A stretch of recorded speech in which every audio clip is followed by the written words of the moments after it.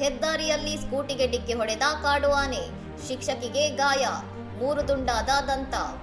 ಉತ್ತರಾಖಂಡದ ಹೆದ್ದಾರಿಯಲ್ಲಿ 23 ವರ್ಷದ ಶಾಲಾ ಶಿಕ್ಷಕಿ ನಿಖಿತಾ ಕಪ್ರಿಯವರ ಸ್ಕೂಟಿಗೆ ಕಾಡು ಆನೆಯೊಂದು ಇದ್ದಕ್ಕಿದ್ದಂತೆ ಡಿಕ್ಕಿ ಹೊಡೆದಿದೆ.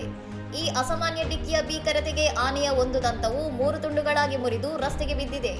ಶಿಕ್ಷಕಿ ನಿಖಿತಾ ಸ್ಕೂಟಿಯಲ್ಲಿ ತನಕ್ಪುರ್ ಕಡೆಗೆ ಹೋಗುತ್ತಿದ್ದಾಗ ಚಕರ್ಪುರ ದಟ್ಟಾರಣ್ಯದ ಆನೆ ಕಾರಿಡಾರ್ನಲ್ಲಿ ಈ ಘಟನೆ ನಡೆದಿದೆ. ಅಪಘಾತ ನೋಡಿ ಸಾರ್ವಜನಿಕರು ಗದ್ದಲ ಎಬ್ಬಿಸಿದ್ದರಿಂದ ಗಾಯಗೊಂಡ ಆನೆ ಹೆದರಿ ತಕ್ಷಣವೇ ಕಾಡಿನೊಳಗೆ ಓಡಿ ಹೋಗಿದೆ.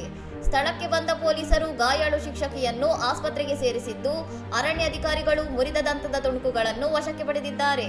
ಅರಣ್ಯ ಇಲಾಖೆಯು ಆನೆಯ ಮೇಲ್ವಿಚಾರಣೆಗೆ ಟ್ರಾಪ್ ಕ್ಯಾಮೆರಾ ಅಳವಡಿಸಿದ್ದು, ಸವಾರರು ಈ ವಲಯದಲ್ಲಿ ಕಡಿಮೆ ವೇಗದಲ್ಲಿ ಚಲಿಸಲು ಸೂಚಿಸಿದೆ. ಇನ್ನಷ್ಟು ಸುದ್ದಿಗಳಿಗಾಗಿ ನೋಡ್ತಾ ಇರಿ ಸೌರಂ ಟಿವಿ.